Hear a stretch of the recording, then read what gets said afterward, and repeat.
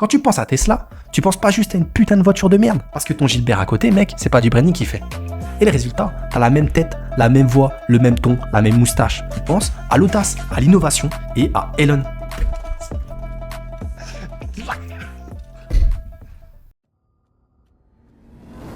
Pure Brand. Moi, c'est Edouard, expert en branding. Je suis le fondateur d'Iris by SK et de Pure Branding. J'accompagne les agents immobiliers dans le branding, c'est-à-dire le positionnement, le ton, l'image, la marque totale. Let's go. Épisode 1, je t'explique ce qu'est le branding et pourquoi tu dois le travailler. Tu crois que le branding, c'est juste un logo bien foutu et une palette de couleurs trendy. Et ça, j'en suis sûr. Mais j'ai une mauvaise nouvelle et aussi une bonne nouvelle. Si tu penses ça, eh ben pour moi, tu es déjà en retard. Mais la bonne nouvelle, c'est qu'aujourd'hui, on va remettre les pendules à l'heure. Et je vais t'expliquer ce qu'est vraiment le branding et surtout pourquoi tu ne le travailles pas. Tu n'existes pas. Et oui, je pèse mes mots. Tu n'existes pas sans branding. Pourquoi cette vidéo, elle compte pour toi? Dans ce premier épisode, et ici, on va parler de branding. Tu l'as compris, identité, perception et influence. Le genre de trucs qui peuvent littéralement changer la trajectoire de ton projet, de ton business, mais aussi de ta carrière. À la fin de cette vidéo, tu ne verras plus jamais une marque comme avant, même la tienne. Et si tu restes jusqu'au bout de la vidéo, je vais te donner une astuce simple mais redoutable pour commencer à bosser ton branding directement. Bon, le branding, c'est pas ce que tu crois. Et je suis désolé mon José. Alors c'est quoi vraiment le branding? C'est pas ton logo, c'est pas ton site web, c'est pas ton joli feed Instagram. Enfin, quoique. Le branding, c'est ce que les gens disent de toi quand t'es plus dans la pièce. C'est une perception, un ressenti, une empreinte mentale. C'est la somme de toutes les émotions, images, mots et souvenirs que tu laisses dans la tête des gens. Tu ne contrôles pas ce que les gens pensent de toi, mais tu peux influencer comment ils le perçoivent. Et c'est là que le branding devient une arme redoutable. J'ai bien dit redoutable. Partie 2. Pourquoi c'est vital, même si t'es pas Apple. Tu te dis peut-être, ouais, mais moi, je suis pas Nike, je suis pas une multinationale. Et justement, quand t'as pas de budget pub, pas d'équipe marketing, pas d'agence, le seul levier que t'as, c'est ta clarté. Et le branding, c'est ça. Rendre ton positionnement limpide. T'as une seconde, parfois moins, pour qu'on comprenne qui tu es. Juste une seconde. Si en une seconde, je capte pas qui t'es, c'est mort pour toi. Ce que tu fais, pourquoi on devrait s'en soucier? Pas de branding, c'est égal à un brouillard total. Et dans le brouillard, il n'y a personne qui t'achètera. Il n'y a personne qui cliquera. Et il n'y a personne qui va te retenir. On va passer direct et swipe. Partie 3. Comment il agit dans la tête des gens. Le branding, c'est de la psychologie appliquée. C'est raconter la bonne histoire au bon moment et à la bonne personne. Et surtout lui faire croire que cette histoire parle d'elle.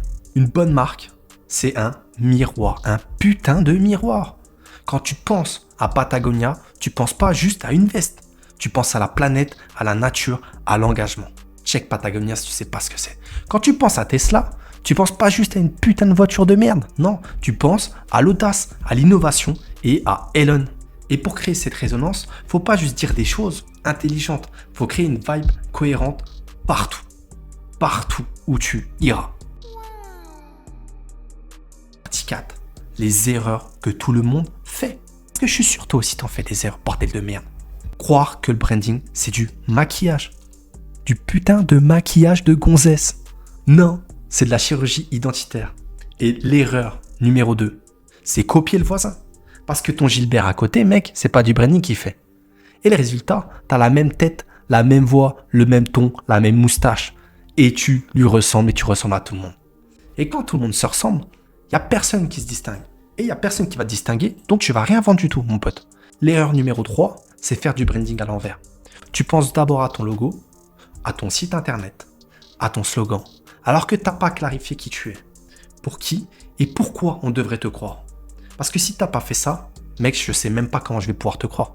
Tu peux me raconter tout ce que tu voudras, si je ne sais pas réellement qui t'es, et si tu n'as pas créé ça et travaillé ça, c'est mort. Tu es mort dans le game.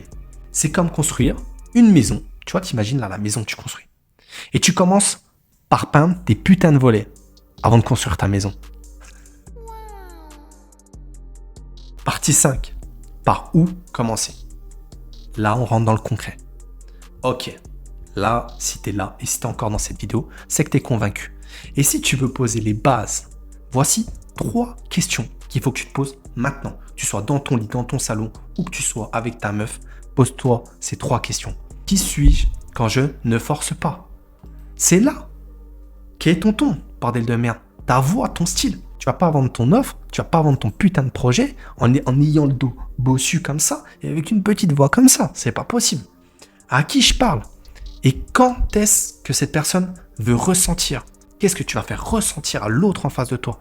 Le branding, c'est de l'émotion ciblée. Quelle promesse implicite je fais à travers mon contenu, mon produit ou même la posture que je dégage? Et est-ce que je la tiens partout? C'est ça qu'il faut que tu bosses.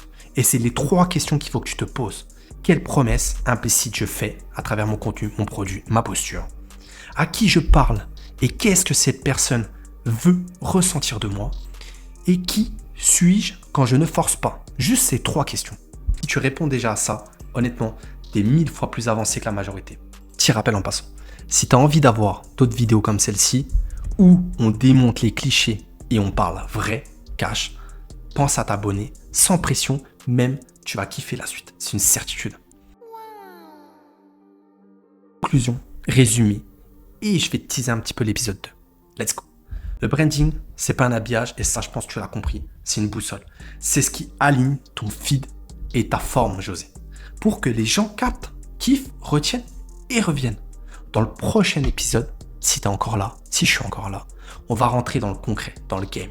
Comment créer une identité de marque cohérente, comment perdre sa putain d'âme. On parlera de ton ton, de ton territoire visuel et de comment choisir ce que tu veux qu'on n'oublie jamais de toi. Mais d'ici là, pose-toi cette dernière question. Respire. Si je n'étais plus là demain, qu'est-ce qu'on retiendrait de ma marque? Et si la réponse est floue, eh ben t'as déjà ta première mission. À très vite. Bye. Bye, j'ai dit. Pure Brand.